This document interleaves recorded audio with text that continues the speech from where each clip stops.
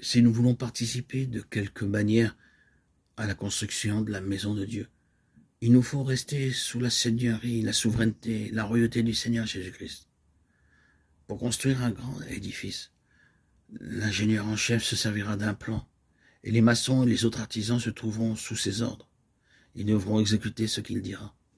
De même, si notre vie personnelle, notre vie de famille, notre vie d'église sont mises sous la complète seigneurie, souveraineté et royauté du Seigneur Jésus-Christ, nous pouvons entendre alors la voix de Dieu, jour après jour, pour être dirigés. Mais si nous sommes souillés par quelques péchés, nous devenons spirituellement sourds et nous ne pouvons plus percevoir la voix de Dieu. C'est pourquoi beaucoup de gens sont spirituellement sourds et ils ne peuvent pas percevoir ce que Dieu veut leur dire. Ils deviennent aussi spirituellement aveugles. Ils ne connaissent pas le plan de Dieu. Ce n'est qu'en se maintenant sous la souveraineté du Seigneur Jésus-Christ, dans notre vie personnelle, familiale et dans notre vie d'église, que nous pouvons connaître la volonté de Dieu. Nous devrions alors suivre tout ce qui est écrit et les examiner à la lettre. Ne pas s'en détourner d'un iota. Ainsi, nous deviendrons des partenaires dans la construction de la demeure éternelle de Dieu. Et nous pourrons en même temps bénéficier de la bénitude de Dieu dans sa maison. Cette maison intérieure, cet édifice où Dieu désire y résider. Le lieu par excellence qui est notre cœur, le temple de Dieu.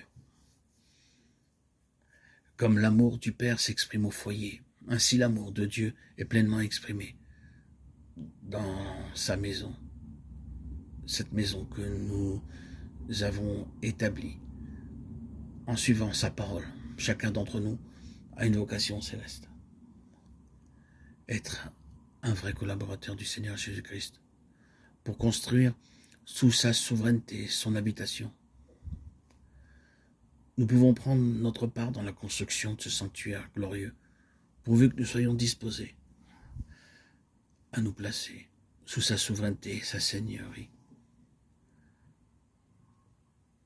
Nous voyons au chapitre 4 de la lettre aux Hébreux qu'à cause de son grand salut, nous pouvons invoquer le Seigneur.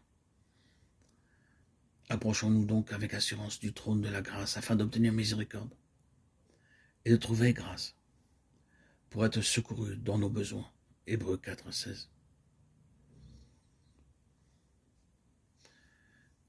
Nous avons déjà considéré qu'en nous sauvant, Dieu a un dessein élevé et vaste, à savoir de faire de nous des princes et des rois de la nouvelle création à venir. Et tous ceux qui ont été rachetés par le sang précieux du Seigneur Jésus-Christ ont ce merveilleux privilège